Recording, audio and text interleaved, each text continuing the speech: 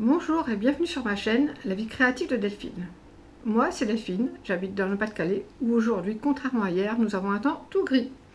Je vais vous emmener aujourd'hui dans un instant créatif avec moi où je vais vous montrer le diamond painting, comment je le prépare pour le vernir. Donc aujourd'hui je porte un chauffe-épaule que j'ai tricoté en décembre de l'année dernière.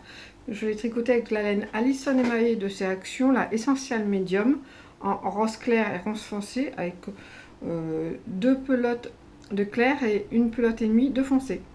Je les ai tricotés en aiguille 4 pour les côtes et 4,5 pour le jacquard, du bas vers le haut et aux aiguilles droites, et j'ai cousu après. Et je porte également, comme d'habitude, un full-chi, toujours du tuto de l'élubi de Louise que je vous mettrai en barre d'infos. Donc la vidéo de la préparation du diamond painting, je l'ai tournée hier où je vous ai filmé avec mon téléphone, et en fait je vous emmène à me suivre pour la préparation. Donc, je vais vous présenter les différents outils que j'ai utilisés dans la vidéo. Donc j'ai utilisé ceux-ci que j'avais eu dans ma valisette de diamond painting, je vous mettrai le lien. C'est une petite règle que j'utilise pour vraiment bien allier les diamond painting, les diamants plutôt. Un petit rouleau que j'ai acheté sur Temu, que je mets au bout d'un stylet. Il est petit mais très pratique et ça marche vraiment très bien. J'utilise aussi ceci, c'est une petite brosse pour enlever les dernières poussières. Je l'ai eu également dans ma valisette. J'ai également utilisé cette pince à épiler très pratique que j'ai eu avec mon diamond painting Aura Loa.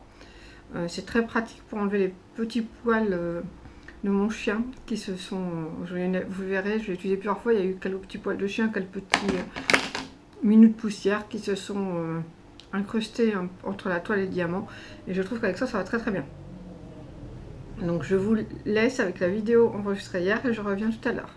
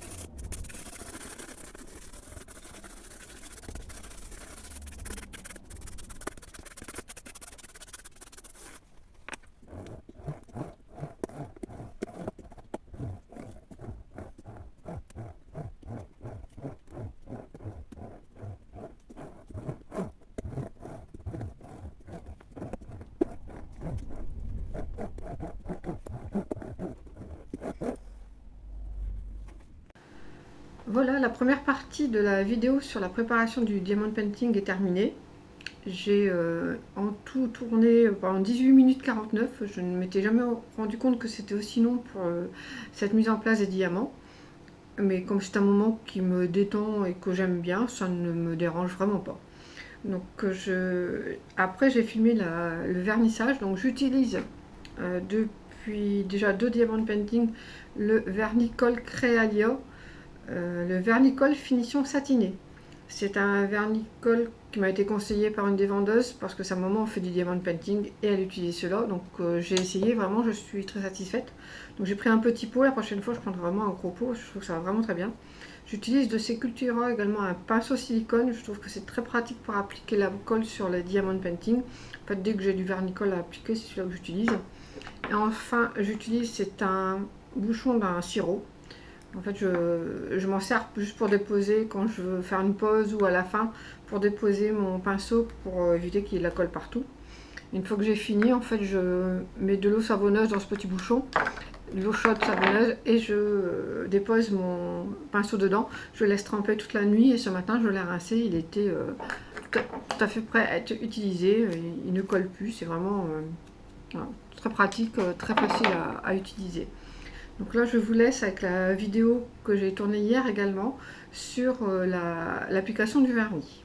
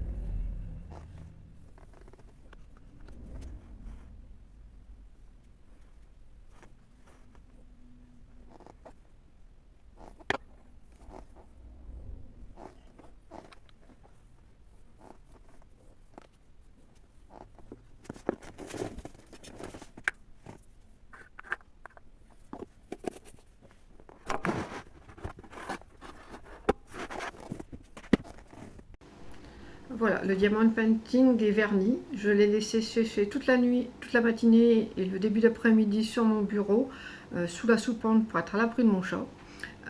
J'ai été voir tout à l'heure, il était sec, donc je l'ai descendu et je vais maintenant terminer le diamond painting pour pouvoir le ranger dans mon classeur.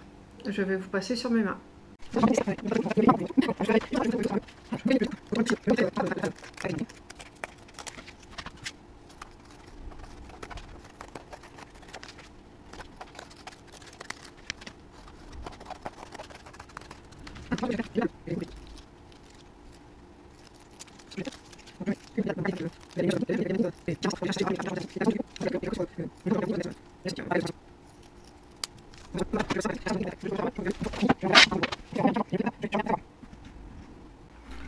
Donc sur la table, une des deux que j'ai découpées, je marque des informations au dos, donc je remets le numéro. Donc moi c'était le DP numéro 11 de Gros Goût et Croûte.